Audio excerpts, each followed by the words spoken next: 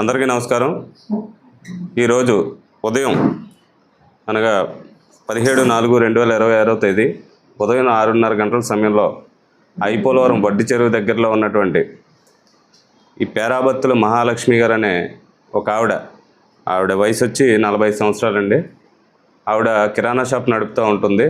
ఉదయం 6:30 గంటల ప్రాంతంలో కిరాణా షాపు ఓపెన్ చేసి శుభ్రం చేస్తున్న టైంలో వాళ్ళ ఇంటికి దగ్గరలో ఉండే ఎవరైతే ఈ జొన్నాడ సన్నీ అనే అతను ఆ షాప్ దగ్గరికి వచ్చి ఆవిడని పలకరించి, ఆంటీ ఇలాగా తెలగపిండి కావాలి, తర్వాత టైడ్ ప్యాకెట్ కావాలని చెప్తే ఆవిడ లోపలికి వెళ్ళి ఇస్తుండగా సడన్గా అతను తన జేబులో ఉన్న చాకు తీసి ఆమె మెడ మీద దాడి చేయడం జరిగింది. ఆవిడ కింద పడిపోతే ఆవిడ దవడ మీద మళ్ళీ చాకుతో దాడి చేసి ఆవిడ కింద పడిపోగా చుట్టుపక్కల వాళ్ళు ఈలోపు కేకలు వచ్చేటప్పటికి అక్కడి నుంచి పారిపోవడం జరిగింది. తర్వాత ఈవిడ చికిత్స నిమిత్తం కాకినాడ హాస్పిటల్ తీసుకెళ్ళి ట్రీట్మెంట్ చేయించారు. అక్కడి నుంచి వచ్చిన ఎమ్మెల్సీ ఇంటిమేషన్ మీద మేము హత్యాయత్నం కేసు రిజిస్టర్ చేసి ఇన్వెస్టిగేషన్ ఐపోలవరం ఎస్ఐ గారు తీసుకున్నారు. దర్యాప్తులో భాగంగా నిందితుడిని అదుపులోకి తీసుకుని విచారించగా కొన్ని విషయాలు మాకు తెలిసినాయి. అతను విచారిస్తే ఇతని పేరు వచ్చి జొన్నాడ శ్రీనివాస్ తేజ. ఇతను బీటెక్ సెకండ్ ఇయర్ చదువుతున్నాడు. Age 21 years.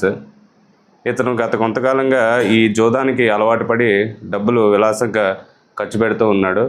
ఈ డబ్బులు పోగొట్టుకుని ఒక 4 రోజుల క్రితం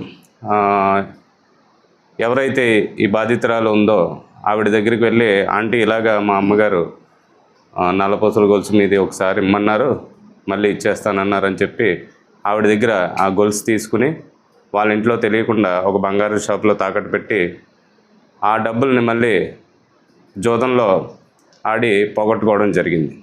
తర్వాత ఈ విషయం వాళ్ళ ఇంట్లో తెలిసి ఇతన్ని అడిగారు.